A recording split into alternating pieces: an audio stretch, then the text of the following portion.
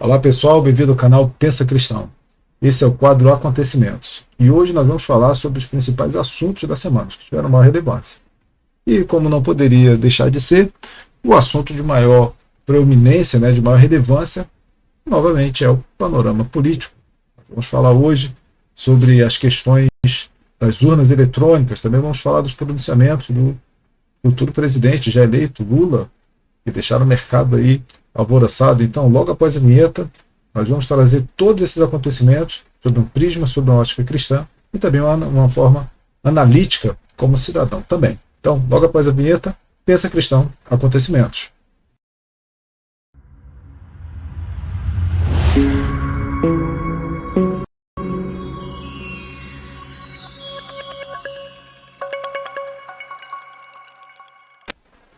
Bom, gente, hoje, como eu anunciei anteriormente, nós vamos falar sobre fraude, nosso primeiro assunto aí da pauta.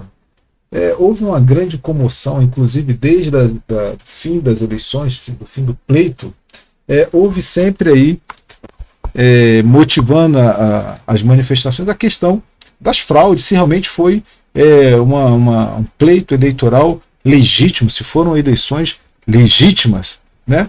Inclusive eu deixei aí na chamada do Instagram, eu coloquei um vídeo de um filme de comédia, né? Que é O Grande Imperador, onde ele faz um pronunciamento ali, ele chama uma coletiva de imprensa, e aí ele rasga a Constituição, né? Eles queriam transformar o seu pequeno território de tirania num país normal, num país democrático. E ali, quando ele leu a Constituição, ele falou: não, isso aqui não é para mim não. E rasga a Constituição e faz uns pronunciamentos absurdos ali, enfim, escandalizando toda a coletiva de imprensa. Esse filme é uma comédia muito interessante, que tem uma mensagem, uma reflexão muito grande, né, sobre o que se entende de poder político, sobre interesses, né, sobre os grandes interesses ali que estão pelos bastidores dos movimentos políticos. É um filme que vale a pena, uma comédia, mas vale a pena ver. Bom, e as manifestações aqui do nosso país, dentro da nossa realidade, da vida real, foram motivadas ali justamente por essa desconfiança, né, das fraudes. E aí havia uma grande expectativa dos relatórios, o relatório das auditorias da OAB, por exemplo, né, que não manifestaram nenhuma irregularidade, mas principalmente havia uma expectativa muito grande sobre o relatório das Forças Armadas. Então haviam especulações para todos os lados, movimentando as massas digitais, tanto de um lado quanto de outro. É óbvio que do lado direito, da direita, essa movimentação, essa especulação era muito maior. Por fim, no dia 9, trouxeram, né, o relatório, foi lido o relatório, apresentado o relatório, aliás, e aí nem se falou que sim, nem se falou que não. Porém, o peso probatório, documental que se esperava, né, para realmente corroborar e justificar, né, colocar ali o endosso sobre toda essa manifestação, essa comoção de manifestações, diga-se de passagem, que não está sendo noticiado, que não está sendo acompanhado pela grande mídia, pelo consórcio. E esse documento seria como um peso, né, documental, probatório, que dizer: tá vendo? Olha, o que nós estamos fazendo aqui tem legitimidade, olha aí, teve fraude, teve isso, teve aquilo.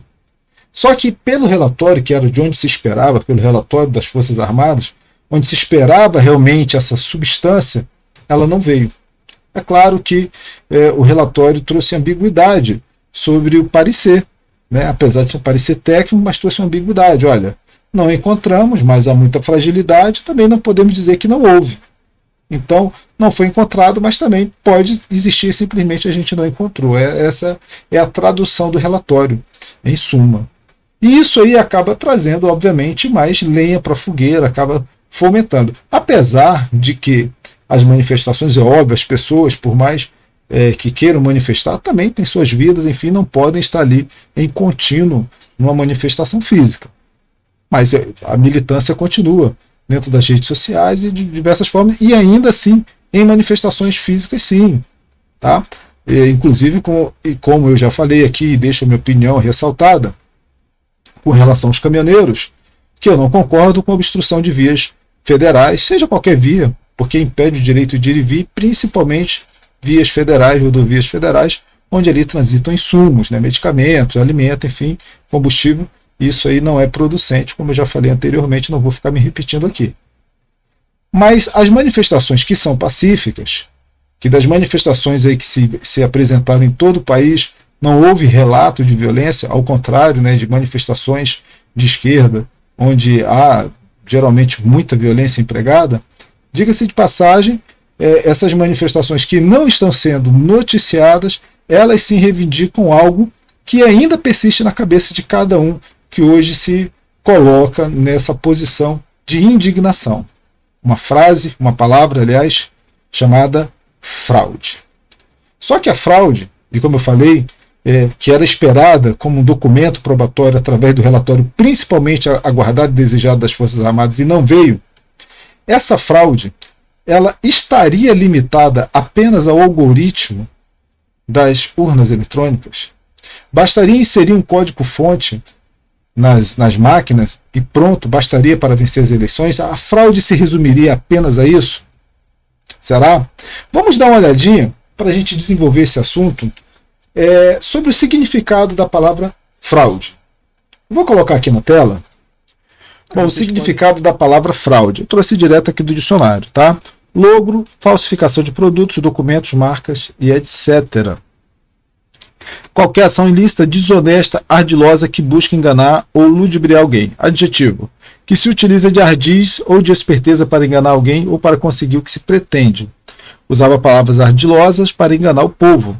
O que é sagaz, astucioso, manhoso, enganador, velhaco, espertalhão.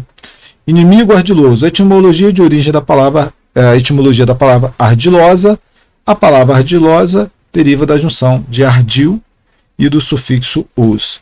Então eu trouxe aqui direto o significado da palavra fraude pelo dicionário. E aí você percebe que é uma série de ações. Então, toda essa expectativa que houve sobre a fraude nas eleições, estando tudo muito objetivado, uma expectativa muito direcionada para as urnas eletrônicas, como se bastasse colocar um algoritmo ali, um código-fonte no aparelho, e pronto, garantiria por fraude as eleições. Essa ação probatória, ou seja, esse documento probatório, esse peso probatório não existiu. Mas será que não houve fraude? Porque, veja bem, o relatório das Forças Armadas trouxe um parecer que disse, olha, há fragilidades. Não foram encontradas, mas também não dá para dizer que não houve, apenas não foram encontradas, porque há sim fragilidades. Até porque há urnas mais antigas que não podem ser auditadas, enfim. Tem uma série de fatores técnicos aí que o comando do Exército deixou claro que as fragilidades são muitas. E não dá para dizer 100% que não tem como fraudar. Então deixa-se isso em aberto. Mas a grande questão é que as massas digitais, tanto de um lado quanto de outro, e principalmente quem está ainda manifestando nas ruas, esse documento, esse peso para corroborar, para poder realmente testificar ali, né, enfim, assinar embaixo das manifestações e assinar embaixo de toda a argumentação disseminada nas redes sociais, esse documento, de fato, não existiu. O documento do Exército realmente é um documento muito em aberto no que diz respeito a parecer técnico. Mas a questão da fraude, como a gente leu aqui no dicionário, ela vai muito além do que uma única ação. Se você pegar, por exemplo, uma fraude dentro de um sistema financeiro, a pessoa não frauda só lá o algoritmo de alguma plataforma para ludibriar outra. Não, tem toda uma roupagem, a pessoa cria um site falso, às vezes conduz a vítima ali por um período de tempo, trazendo toda a legitimidade do seu negócio. A pessoa ingressa dentro de um sistema fraudulento, achando que está ingressando num sistema legítimo. Porque fraude não é isso, fraude não é algo ilegal, com roupagem de legalidade. E quanto melhor for a roupagem da legalidade, com aparência de legalidade, melhor a fraude. Inclusive o tempo determina o sucesso da fraude. Como eu te expliquei agora, uma fraude no sistema financeiro, as vítimas às vezes são conduzidas por meses dentro de um sistema onde a vítima acredita ser legítimo, para depois descobrir que é um sistema fraudulento. E quanto mais o tempo passa com essa roupagem de legalidade, mais a vítima se entrega, mais a vítima confia, mais a vítima se torna vulnerável e com maior o golpe. Basta você dar um Google aí, você vê golpes financeiros que tem de montão espalhado por aí que tem o mesmo modus operandi. Traz a vítima numa coleira de confiança ali por um período de tempo para depois dar o golpe fatal. O golpe, a fraude, ela se dá nesses modos. Não, eu acho até uma ingenuidade para quem esperava de um único documento a comprovação de toda a ideia de fraude. Se nós formos esperar isso, se nós formos analisar como foram conturbadas esse pleito eleitoral, como elas foram controversas, isso eu estou falando das censuras, isso eu estou falando das inserções de mídia, principalmente no Nordeste, que é o tendão de Aquiles ali, onde o Nordeste é o grande colégio eleitoral do presidente Lula, e o grande, onde as pessoas são menos simpáticas ao atual presidente Bolsonaro. Então, não colocar as inserções por igual, principalmente nessa região tão neufrática, realmente foi desleal. Não seria um ato fraudulento? Quem acompanha o nosso canal, e agora nós estamos no Instagram também, eu pus ontem um trechinho do filme de comédia, né, que é O Grande Ditador, que passa justamente isso, o camarada correndo. Não, acho que não foi isso não, eu botei o pronunciamento, né? Nesse mesmo filme tem uma corrida dele, que ele dá a largada lá, ele larga na frente, dá tiro nos outros concorrentes lá, em vez de ele passar a faixa que vem de encontro a ele. Então, todo um sistema ajudando para que aquela pessoa ganhe. Ganhe dentro, entre aspas, de um sistema legítimo. Então a fraude ela não está só resumida aos algoritmos da urna. É todo um sistema. É todo o consórcio de mídia, não noticiando coisas que deveriam noticiar, não relatando com isonomia reportagens como deveriam relatar, mas relatando com militância. Onde houve aí também, enfim, por aí vai, a questão das inserções, questões de políticos, né, que o próprio Bolsonaro não podia fazer lives dentro da sua própria casa, não poderia usar imagens como foi de 7 de setembro, então uma série de justificativas. Eu acho o seguinte, na minha humilde opinião, e aqui quem assiste esse canal fala, poxa, a pessoa é bolsonarista. Não, eu não sou bolsonarista, eu sou uma pessoa conservadora, sou cristã, e óbvio que eu jamais vou votar num partido de esquerda, conhecendo todo o histórico de partidos de esquerda pelo mundo afora, principalmente na América Latina.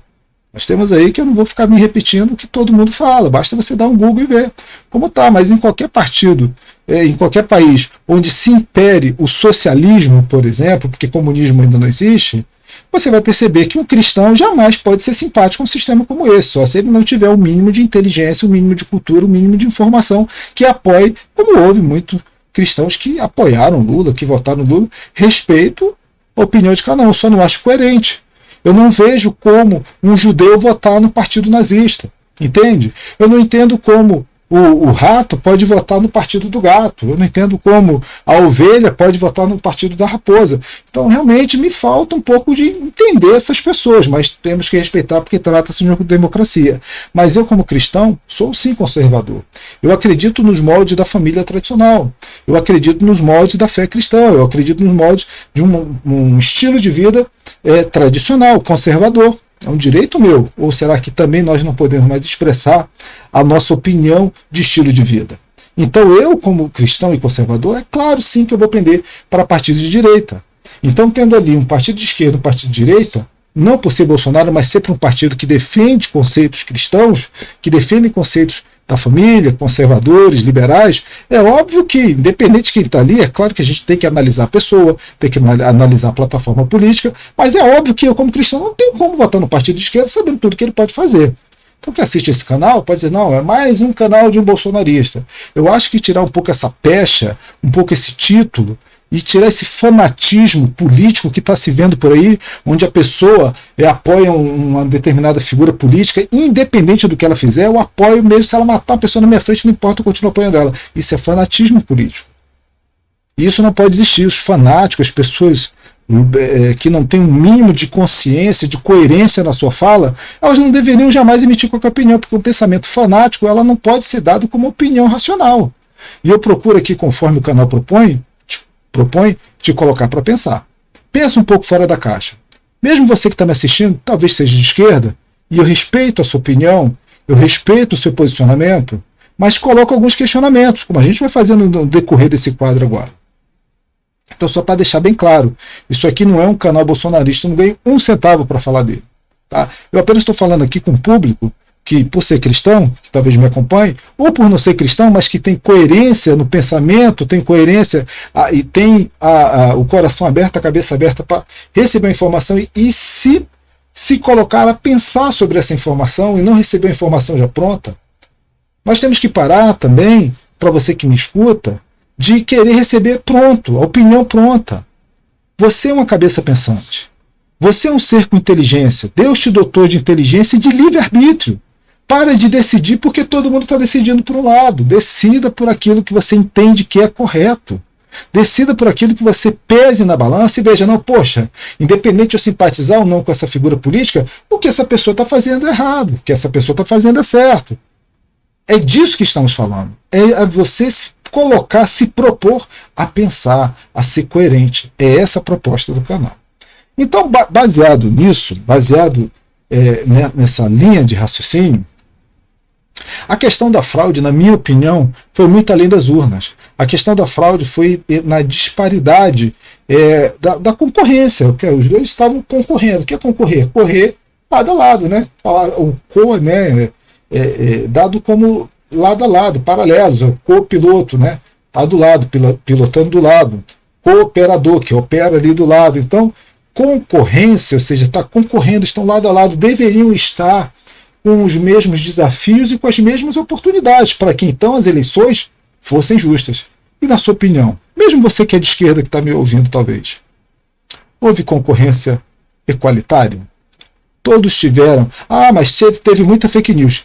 Concordo, dos dois lados. Eu acho que fake news, eu já falei isso no quadro anterior, é uma palavra bonitinha, descolada para uma coisa chamada mentira, que já existe no nosso vocabulário, no nosso português, tem uma palavra muito específica para isso, mentira. Fake news é o americano da mentira. E na minha opinião, quem mente, quem está mentindo, seja qual lado que for, está errando. E talvez seja por isso que seja tão difícil hoje você ganhar o voto, por isso que foi tão apertado, um foi 50,9, outro foi 49. Então, por que foi tão apertado? É tanta mentira que as pessoas ficam perdidas. Se as pessoas falassem mais a verdade, dos dois lados, teria sinceridade até no voto. Sabe por que teve muita gente votando de última hora? Não sei se eu voto num, voto no outro. Só vou votar nesse porque eu não gosto daquele. As pessoas já estão indo por gosto, já estão indo por simpatia, já estão indo porque se for por proposta, não tem como votar porque os dois lados infestaram, inundaram as redes sociais, o tempo de televisão, o tempo de rádio, com acusações e mentiras.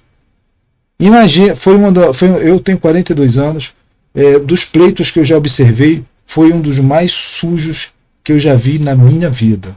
Além de sujo, aí sim desleal. Soma-se a sujeira da política, do jogo político, que realmente é muito sujo, e a deslealdade que imperou. E aí, infelizmente, não tem jeito.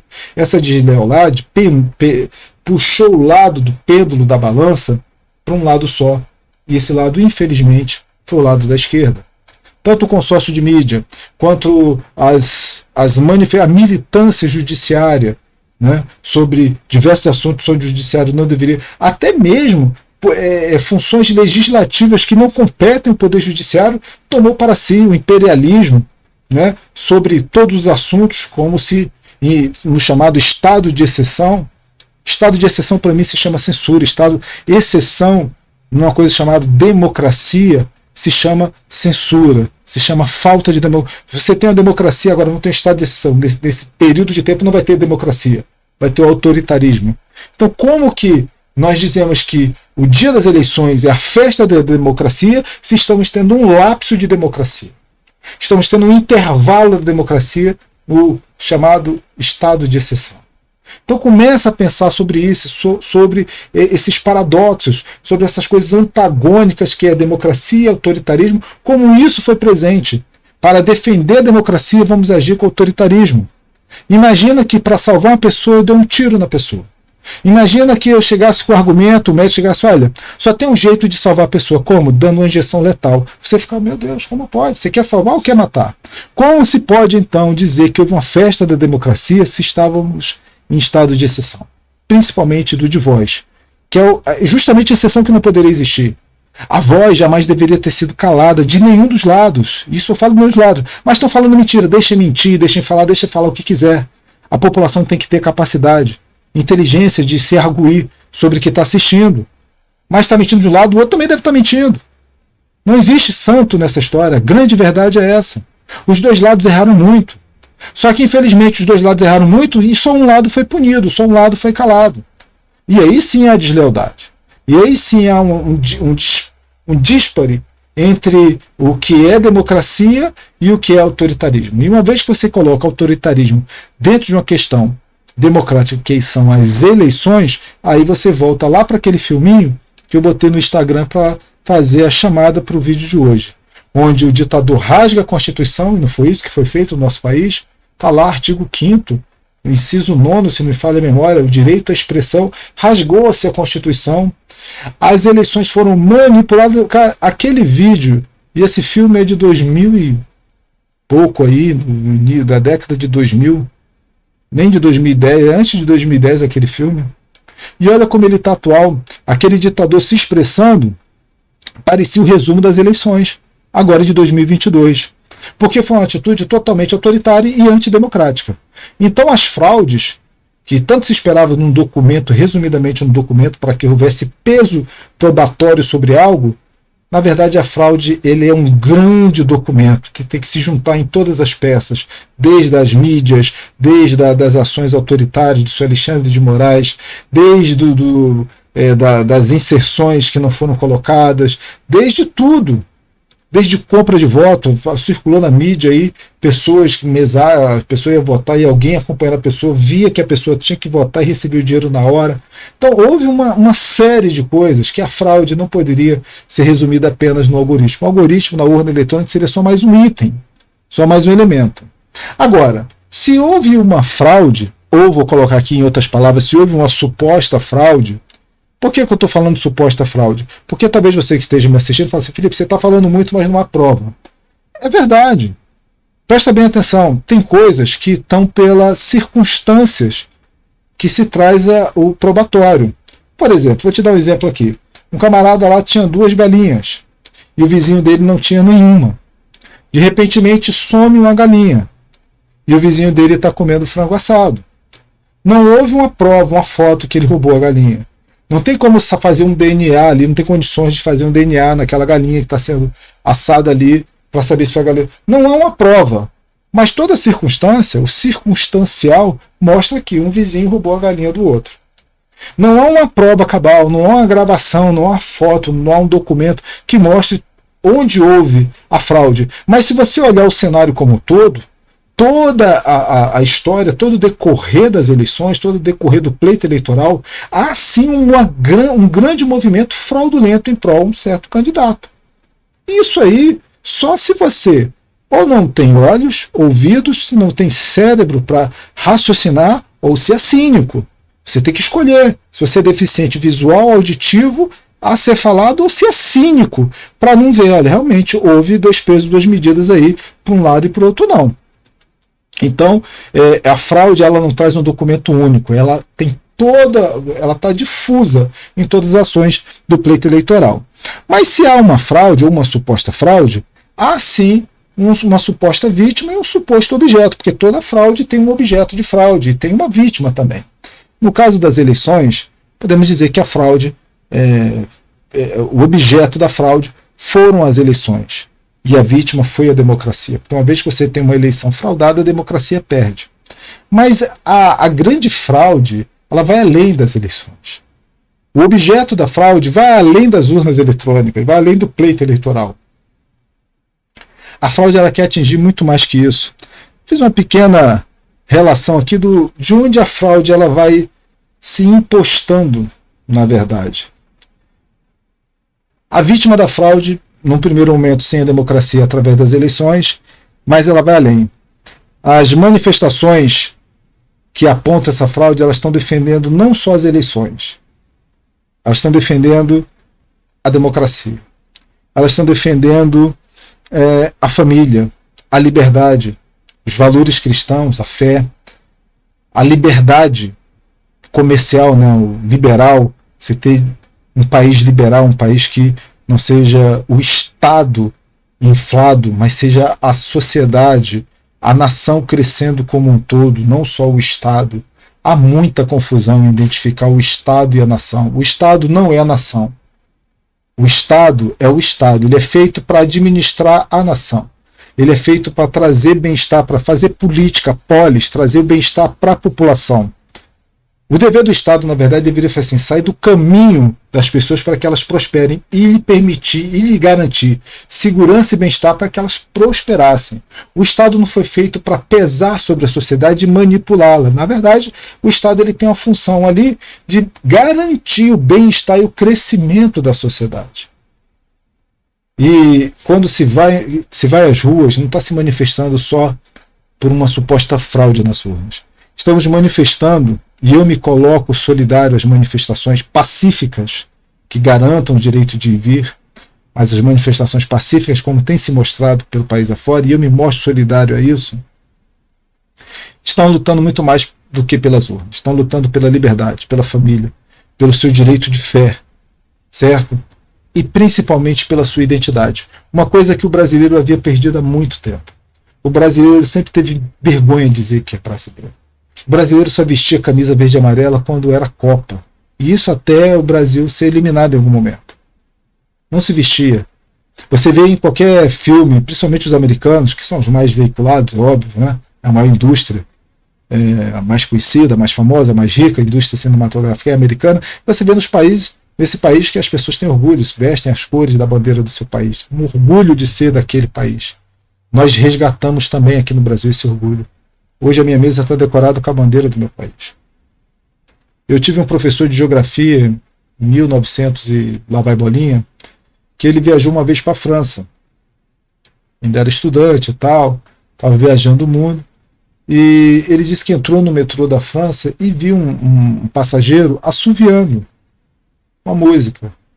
Como a gente assovia uma música qualquer hoje. Só que ele prestou atenção e ele reconheceu que aquele cidadão ele estava assoviando o hino francês. Existe um nacionalismo, existe sim um orgulho de pertencer a uma determinada nação, um determinado país, e nós resgatamos esse orgulho. Só que querem roubar a nossa identidade. A nossa bandeira é verde e amarela, a nossa bandeira não é vermelha. O nosso país ele é um país cristão, não é um país sem nenhuma religião, não é um país comunista, não é um país que abole completamente a Bíblia, como há aí um pretenso futuro ministro do governo Lula que prometeu abolir a Bíblia do país. Estão querendo roubar nossa identidade, querendo roubar nossa fé, querendo roubar nossa alma. Então a luta que está se travando pelas praças do país não é apenas pela urna.